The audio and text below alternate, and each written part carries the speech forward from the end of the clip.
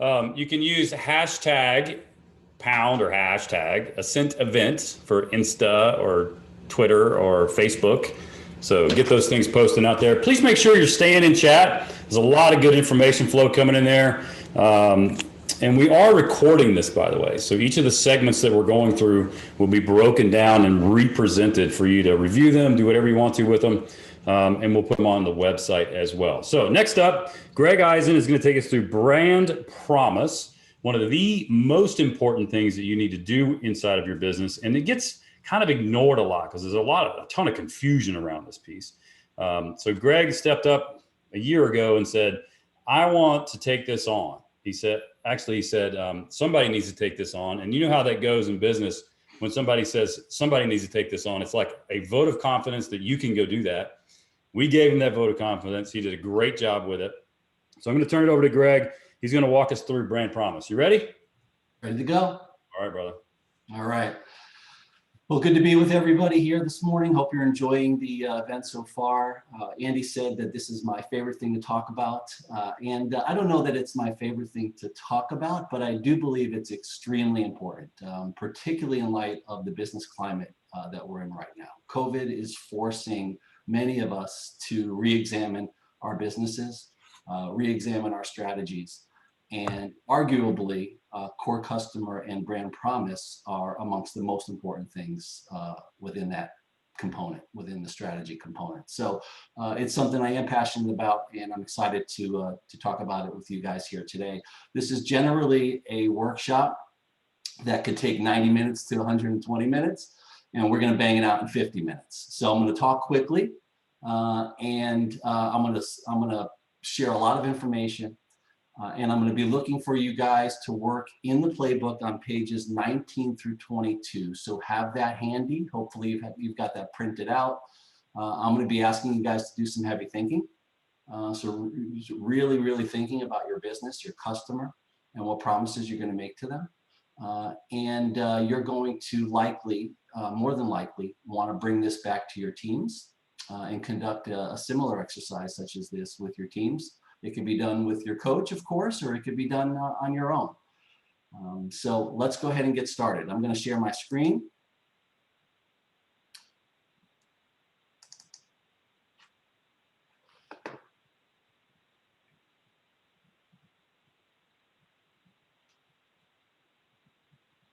Are we seeing that? Yep. Brand promise with Greg Eisen. Okay, fantastic. All right, so here we go. So we won't worry about introductions right now. Most of you know who I am, and you can certainly ask about me and learn more about me afterwards. We're going to talk right now about our objectives for today. So here's what I want to accomplish during our time together. I want you to be able to answer the question, what is brand promise and why is it important? I want you to be able to identify a couple real examples of core customers in your businesses and why they're core customers. I want you to visualize them as you answer questions and think about brand promise during the workshop. I want to provide you with a number of different types or categories of brand promises. It's my hope that this will help you to narrow the focus as you contemplate your own brand promise. I'm sorry, one second, team. Okay. I want you to be able to answer some key questions from the lens of your core customer, again, in an effort to help narrow the focus as you contemplate your own brand promise. And I'm hopeful that you'll identify a potential primary brand promise. We'll talk about primary versus supporting throughout the talk, or at least get started on one. I also want you to understand what KPIs are in this context, kept promise indicators, and what a promise guarantee is, otherwise known as a catalytic mechanism from the great Jim Collins. And I want you to walk out of this webinar with some clarity on next steps so you can continue discovery of this all-important component, okay? So make sure you've got your brand promise worksheets printed or accessible, and capture some notes as we go here. For those of you that like mathematical equations, let's try this one on for size. Core customer plus brand promise plus KPIs, kept promise indicators, plus promise guarantee equals scaling up. And as I mentioned a few minutes ago, I'll argue that this is one of the more important equations for business success, especially now. On your worksheet, you have a section that says, what is brand promise? And I'm going to define that for you. What I'm going to start with is telling you what it's not. Brand promise is not a slogan or a tagline. It may materialize into a slogan or a tagline, but that's not the essence of what a brand promise is. And that's often misunderstood and misinterpreted. Brand promise is underutilized as a result of the fact that people don't truly understand what it is.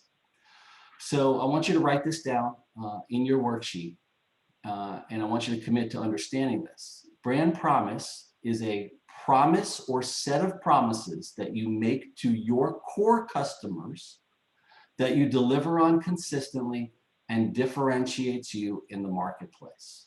A promise or set of promises that you make to your core customers that you deliver on consistently and that differentiates you in the marketplace. Okay, so why is this important? It's important for a number of reasons. Those familiar with scaling up know that there are 4 decisions in scaling up: people, execution, cash, and strategy. And as I mentioned, brand promise is one of the most important elements of the strategy decision.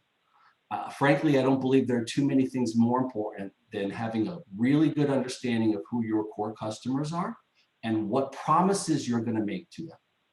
Far too many companies pursue their businesses with an effort to get as many customers as possible from anywhere and in any way, and make any and all promises they can to win their favor. I understand that in a startup, that is sometimes necessary. But I'll tell you from experience, that's generally unsustainable operationally. So having a clear focus, having a clear understanding enables focus of resources on what's most important to your core customers. And it directs operationalizing the business around these all important promises. Again, most people think brand promise is a marketing slogan or a tagline, and it can ultimately culminate in that. But from my perspective, brand promise is more internal than it is external.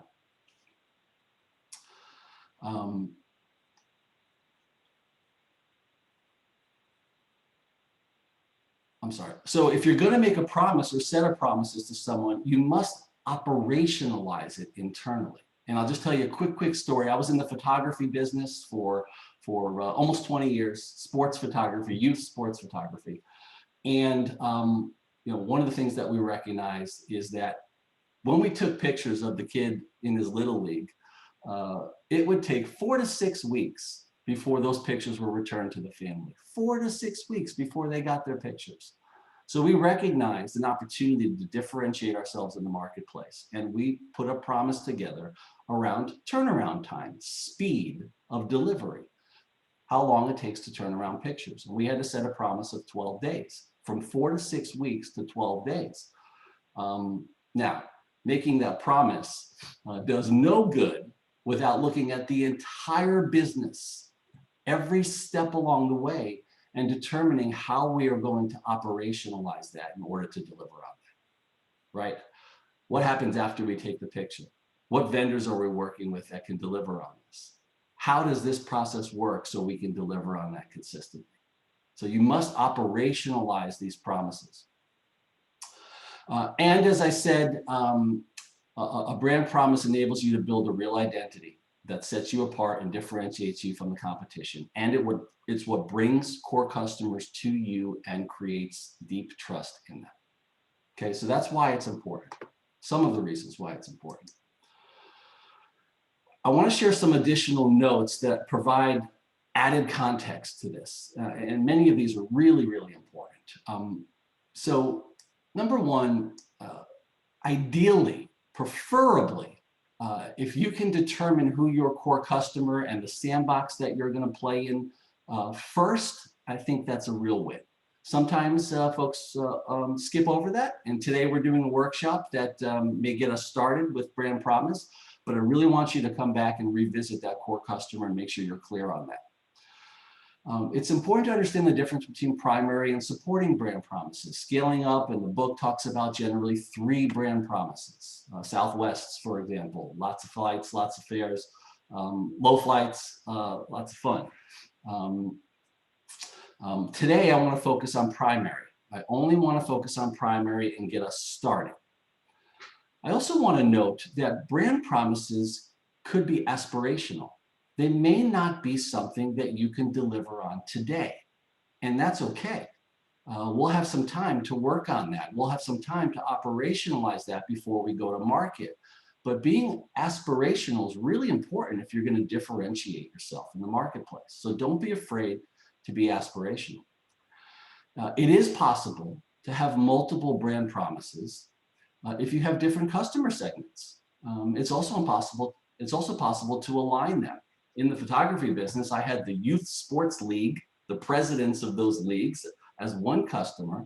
And then I had the families, mom and the families who purchased our pictures each and every year as a second customer. We were able to align our brand promises to serve both of those markets. But it's okay to have 2 separate sets or multiple sets of brand promises in some cases. In pursuit of your brand promise and what you choose, ultimately what you're choosing to be best at, you often must choose what to be bad at. This is a really important statement. In pursuit of your brand promise and what you choose to be best at, you often must choose what to be bad at. Walmart's a great example, right? So Walmart chooses to be great at low prices and lots of selection. They choose to be pretty bad at customer service. Maybe they want to get a little better at that, but they are not good at customer service, and they're okay with that.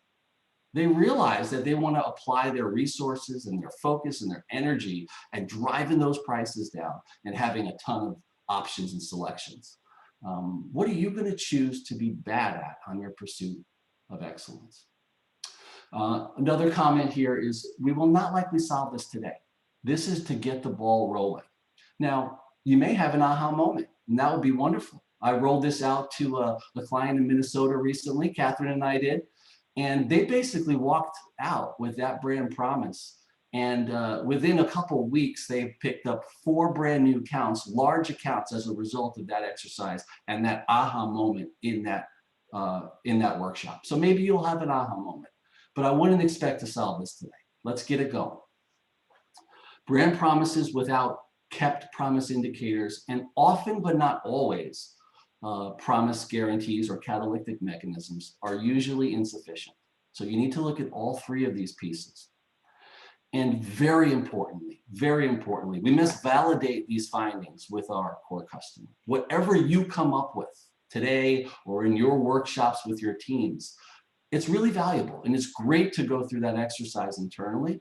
But if you do not validate that with real customers, real core customers, it doesn't make sense. So you have to ask your core customer what's important to them and confirm that you've got it right. And the last thing here is, brand promises do change. We talk about core purpose and core values that generally don't change. They could, but they generally don't change. Brand promises can and do change. Different climates, different life cycles of a business could result in brand promise changing. So what you come up with in the near term may not be what you come up with a year or 2 or 3 from now.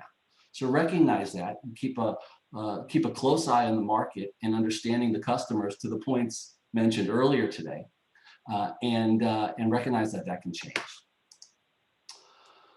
All right, what I want you to do here, starting in the worksheet here, is I want you to think about 1 or 2 existing core customers in your business. What company, what's the person's name, and what are some of the characteristics that cause you to choose these customers? Go ahead and take 60 seconds or so and identify that right now. What are some real core customers, and what makes them core customers?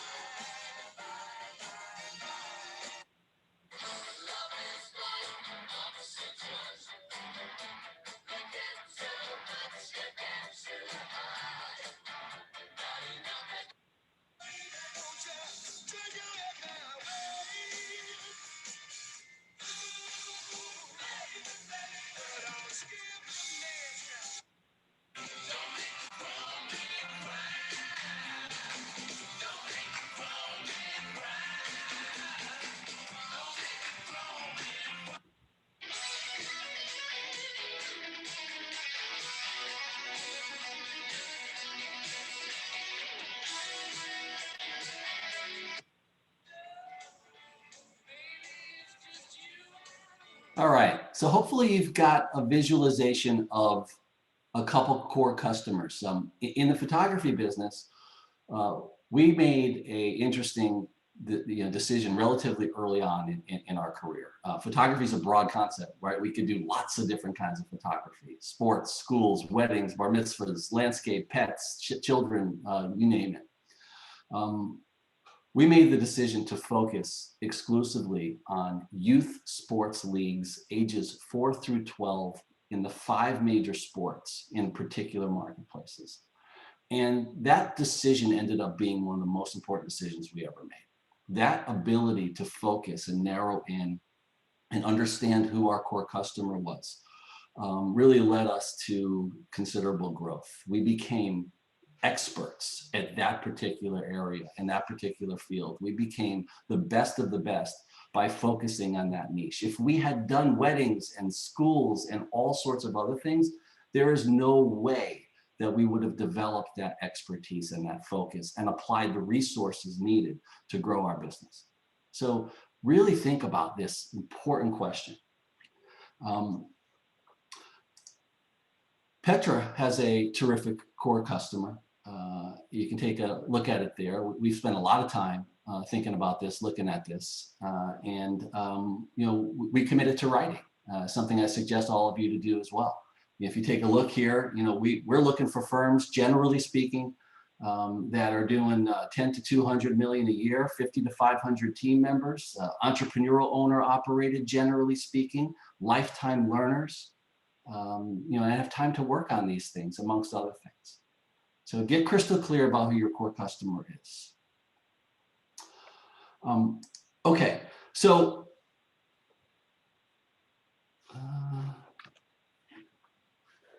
I want to share some different types of brand promises with you. I'm going to go through these relatively quickly here. And I want you to be thinking about 3 that pertain most to your business. Just the categories. Don't think about what the brand promise is right now. Don't start thinking about marketing slogans like these guys have. Just narrow focus to see what you think the customer, your core customer, believes is most important. Right? So one type of brand promise is speed. I talked about turnaround time for the photography business.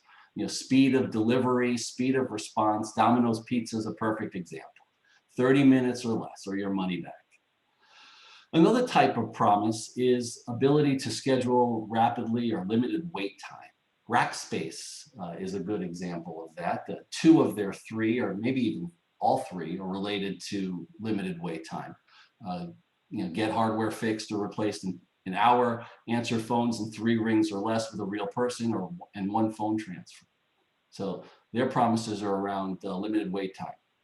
A third potential type of promise is the ability to deliver a measurable level of quality or service or a specific outcome.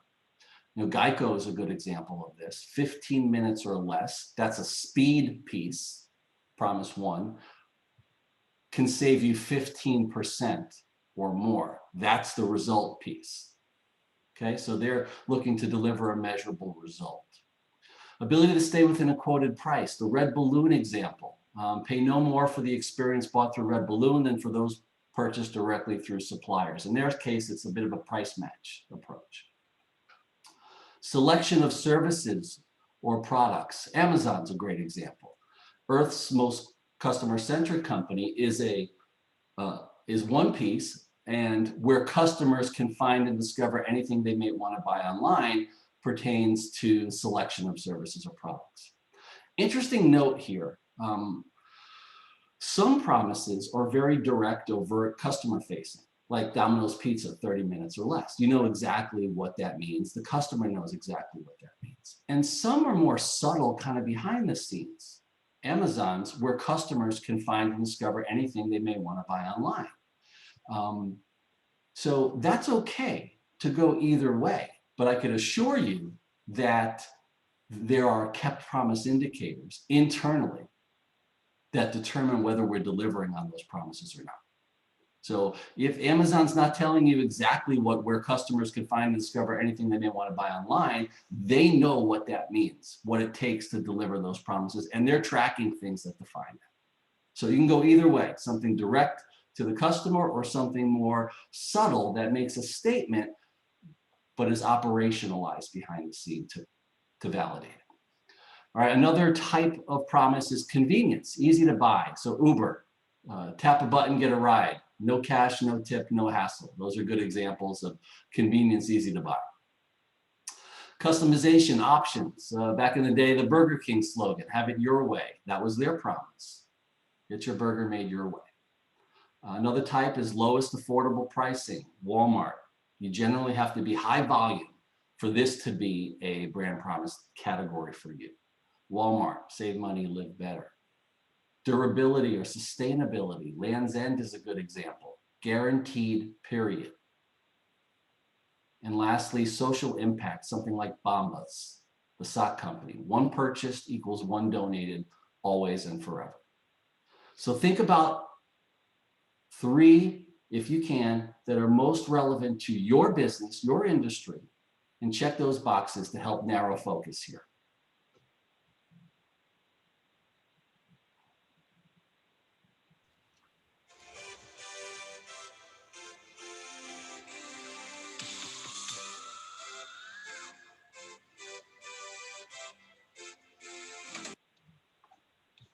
Okay. All right, let's keep it rolling here. So next thing I want you to do is I want you to answer 3 really important questions. Okay, so looking through the lens of your core customer, take a few minutes here and answer these questions. What does your core customer count on or expect from you? What's one thing you could do to make the core customer a lifetime customer? And what's the biggest constraint or bottleneck in your industry? So spend about 2-3 minutes here thinking about these questions. And go ahead and write those into your worksheet.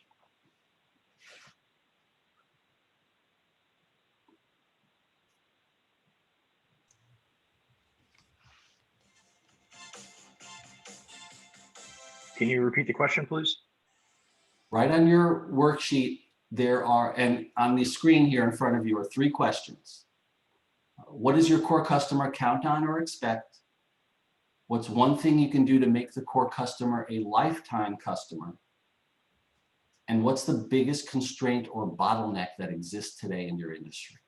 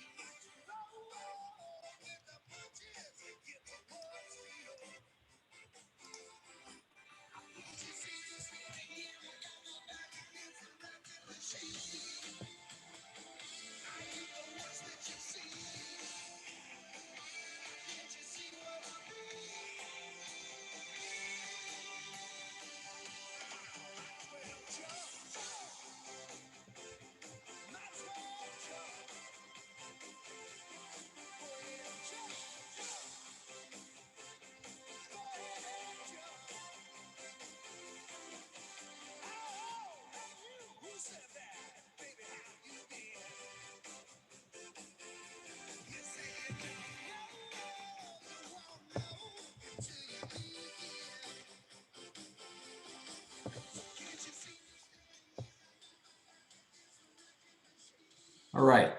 Hopefully you've got some good answers to those questions. Again, take this back to your teams and answer these questions and engage in some quality discussion around that. This could be valuable.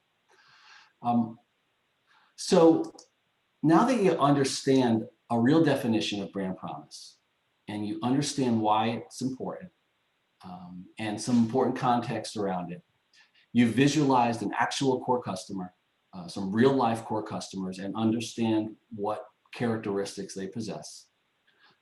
You've looked at some different categories or types of brand promise that help you narrow your scope, narrow your focus. and you've answered some key questions. All of this designed to educate and to focus. I now want you to answer this question. What is one promise that you can commit to your core customer? Take all that information and boil this down to one potential primary brand promise.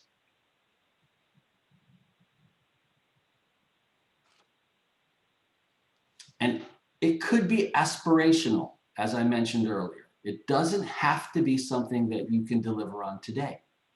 We can work towards the ability to deliver on this. You can test it and pilot it, work it out operationally before you go to market. And I'd love to see you guys chat some of these once you have some ideas of what those might be. Go ahead and pop them in the chat.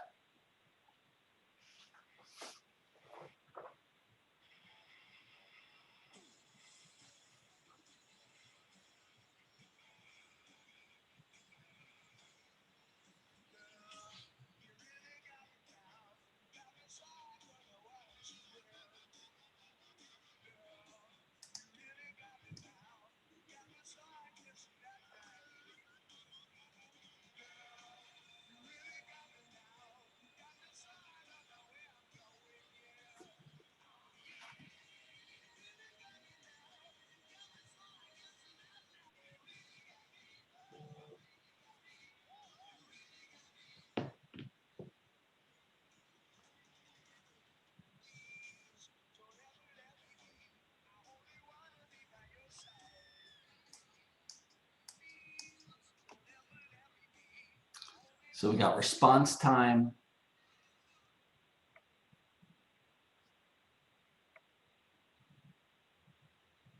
safe, fun, convenient river experience,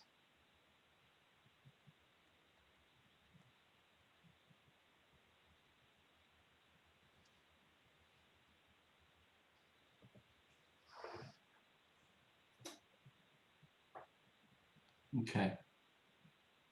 Anybody else have any aha moments? Response time,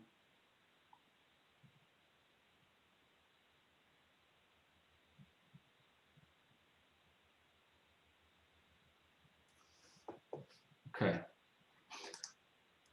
So you can answer these questions to validate or test whether this brand promise may be the right one for you.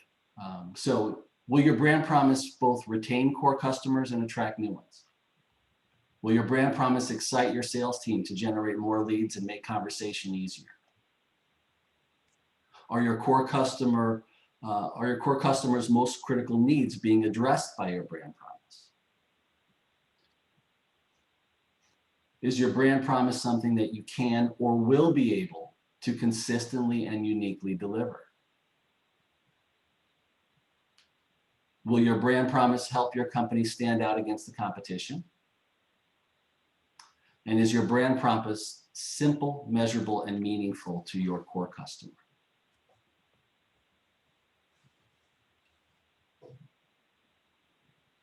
All right, so think about those things. And hopefully we've got the ball rolling here a bit with some potential brand promises for your companies. I want to talk a little bit about kept promise indicators now. So obviously we all know this expression, what gets measured gets managed. David Pierce used it earlier and Jennifer might have used it as well. Kept promise indicators are those measurements that will determine whether you are delivering on your brand promises or not. So it is critical that we have ways of measuring them. Your worksheet has a section where you can identify some potential kept promise indicators. Give you some of my own examples. So turnaround time was obvious, 12 days turnaround time. That was a way for us to measure whether we were delivering on that promise. What are some of yours? What might be kept promise indicators for you? Give that some thought.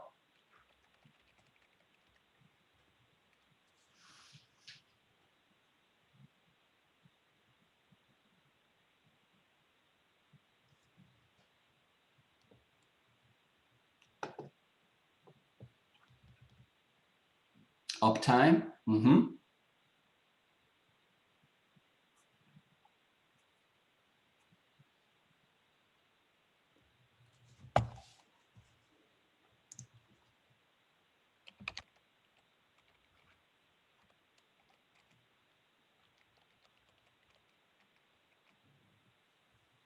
Excellent.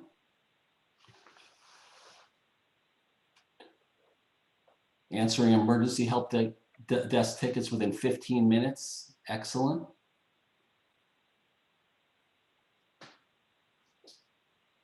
Promoter score, CSAT, response time. Very good. Very good. Okay. Keep thinking about those kept promise indicators, as that's what's going to drive your brand promise forward. Now, whether it's appropriate to have a promise guarantee or a catalytic mechanism is going to be specific to your business. In some businesses, I find that it may not be appropriate. But a catalytic mechanism is creating a pain point for your company internally if you do not deliver on the promises that you made. This is what really makes it real, what brings it to life. Without pain, it's easy to let it to let it slide. So Domino's Pizza, 30 minutes or less, or your money back. Your pizza is free. Your pizza is free if they don't deliver on their promise. Having a catalytic mechanism can be extremely powerful for your business. So in my example, if we did not deliver on that turnaround time, we made a payment to our leagues. We paid them a percentage of their fundraiser. Every league got a rebate back in working with us. They got a percentage of their fundraiser back as added money if we did not deliver on that promise. So think about the promises that you've outlined, or the promise that you've outlined, and what could be a potential catalytic mechanism for you. Love to see some of those in the chat as well.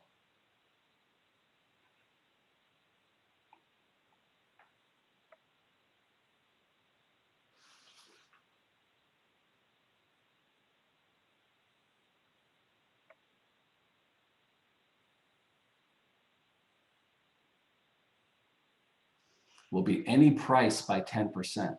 Wow. That's pretty powerful, Anthony.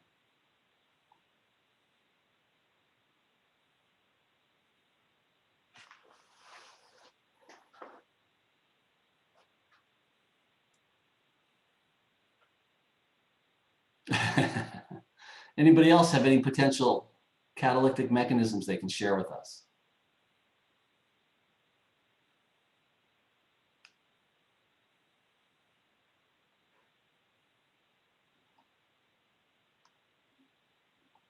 Okay. All right, so some potential next steps here as we wrap this up relatively early here. We moved even quicker than I thought because we didn't have a lot of sharing going on. Next steps, potential next steps here is, can you conduct a competitor analysis? So can you look at your marketplace and evaluate what your competitors are doing, what their brand promises are? They may have a brand promise and not even realize it, but it's a focus that they have. Understanding your competitors is helpful. Can you add one or two supporting promises, kept promise indicators, and or promise guarantees to this mix here, right? Start with that primary promise, and you very well may have some other ones as well to add. Can you validate the findings with core customers, ideal clients? As I mentioned earlier, critical step here. Can you operationalize the delivery of these promises? How would you do that? Can you test it and measure it before you go to market?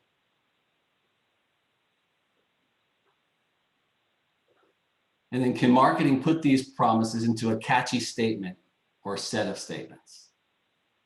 As I mentioned in the beginning, that's where people want to start, but really that's where we want to end. Let's determine what's most important for your customers. Let's get those promises down. Let's make sure we have metrics that determine if we're delivering it or not. Let's put some teeth into these promises. Let's operationalize it. And then we can easily have marketing creative people put it into a good phrase or phrases. And maybe after you do that, company-wide sales and marketing launch could be appropriate.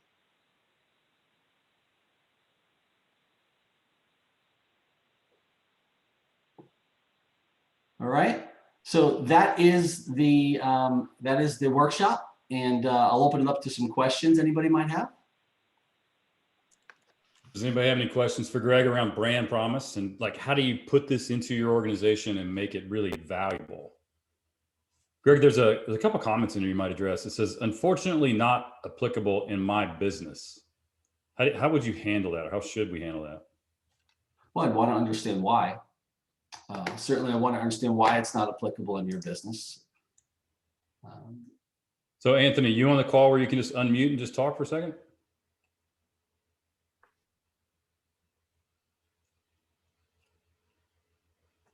Or not?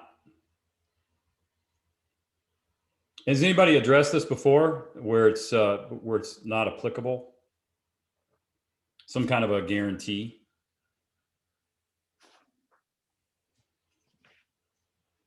Did everybody disappear? I still see people on the screen.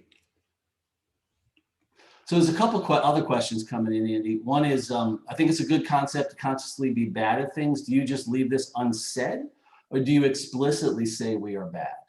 I think that's a really good question. I don't know that you'll go to market and tell the customers that you're bad at this, but I think it's an important thing for you internally to understand. It's where you're choosing to spend resources, time, and focus. And I think that exercise of having those discussions, talking through them, could be really valuable for the organization and create focus. Andy, I think it's a good best practice, and Greg, thanks for doing this. I think it's a good best practice often to create some brand promises and use them on the business internally first to see how you would perform if you were to have that brand promise, and then go align your operations so you can be successful, and often memorialize this or discuss it amongst your team. So once you roll it out, this would be the impact it would have. There's another question there that says, if brand promise is more of an internal use concept, should we survey customers about this if we are performing? To the point you've heard several times throughout the day, you should survey your customers all the time about many, many things, right? What's most important to them, what promises you can make to them that would really make them a lifetime customer. Those are great, great questions to ask, no matter how well you're performing. Should our brand promise be one sentence? Ideally, if you're going to market with it, you want to put that catchy phrase on it. But again, do that last. Figure out what's most important and identify those promises first. And then you can put it into a nice phrase that makes sense, that resonates. You know, Ritz-Carlton's got the, we are ladies and gentlemen serving ladies and gentlemen. Right? That didn't start that way. It started with 20-something points of customer service that defines exactly what they expect from a customer experience, and measuring all of those things to determine if they're delivering on them or not. And then it resonated with a statement like that. What about, can you have a departmental brand promise that differs from a corporate brand promise? It's a good question. It's a really good question. And I'm not sure I know the answer to that one.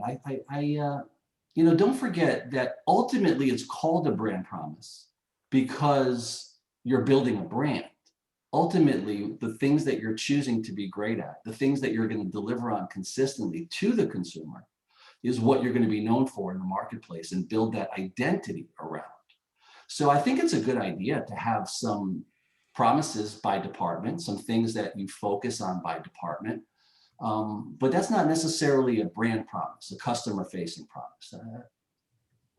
Yeah, speed might be in there, or quality, or something of that nature. Most successful way to test brand promises that resonate with the market. You got any ideas there? Ask the customer. Ask the customer. Yeah, we keep coming back to that. Yeah, Andy, can I just jump in real quick? Greg, just kind of throwing out an example. So work with a company called Eagle Lake Camps, and they were looking at their brand promises, and they went out and they did a survey to their parents, and it was interesting what they came back. They came back with words that they had not ever even thought about as far as what their brand promise would be. They had it originally around programming, and none of the parents actually talked about programming. There's a lot of that was safety, about fun, about experiences. So it was the words that they didn't even think about. And they did that by just asking their customer what was important. And they had a huge response to it. So yeah, many of us have a good pulse on our businesses, right? We have a good sense of what our customers are thinking and feeling. And many times we don't. And without truly asking them and understanding them, we're going to create work, and we're going to allocate resources, and we're going to make promises that may not be spot on. So we've got to do that. We've got to do that legwork. So 2 comments, and Jason, you touched on this just now as well. And we keep hearing in this kind of theme of this is go ask your customer. And we do this in this survey that when we kick somebody off, we ask what would you say? How would you answer this question? Why does your customer do business with you? And you get a myriad of answers. And I've done this exercise where literally we just say, stop, pick the phone up, call 10 and say, why do you do business with me? And write the answer down. And that many times will begin. I mean, that's the answer to a lot of these questions. If you can get them to tell you, why do you do, in my old business, I was in the wireless telecom business. It was you guys have all had cell phones. You've all had to call customers. Like, to get shit done was not easy. Back then, the phrase that we had was, we make it easy. Like, that was our brand promise. We make it easy, because doing business with any telecom provider at that time was a pain in the ass. So that's what we took to market. Second comment is on catalytic mechanism. So we have a money back guarantee here. Any company that works with us, if we come in and we don't provide value, don't pay the bill. Like, that's the, and I know there's a lot of members and some of the coaches just kind of pissed themselves when I just said that. But that's the way that we work. And it came to me because somebody asked me the question once, if one of your members showed up and said, I'm just not happy with what I got, can you discount this for me? Or I'm not willing to pay you because I'm not happy with what I got. Would you give them their money back? And I'm like, sure, I'd give them their money back. Well, why don't you just go out front with that statement as opposed to in the back? If you're going to do it anyway, as a catalytic mechanism, why not just put it out front? Now, it's a scary thing to do. That's what Greg's talking about, because it does make you do things internally so that does not happen. So you can go really big and just say, look, if you're not happy, I'll give you money back. It's a big statement. Those 3 questions that I asked are very thoughtful. And it's not just about what do your customers expect and count on. That's really important. But if you want to be skating to where the puck's going to go, you've got to ask the other 2 questions. What would make you a lifetime client? And what's the big problem or challenge in your industry? So that you can visualize where they're going to be skating and create promises towards that as well. Ooh, nice hockey reference. All right, let's see. Yeah, okay. Actually do that during the sales process. There's a lot of stuff coming in. Greg, can you see this? Anything else you want to grab? Are there other examples that aren't connected to money back? Do you have other examples of catalytic mechanisms that aren't connected to money back?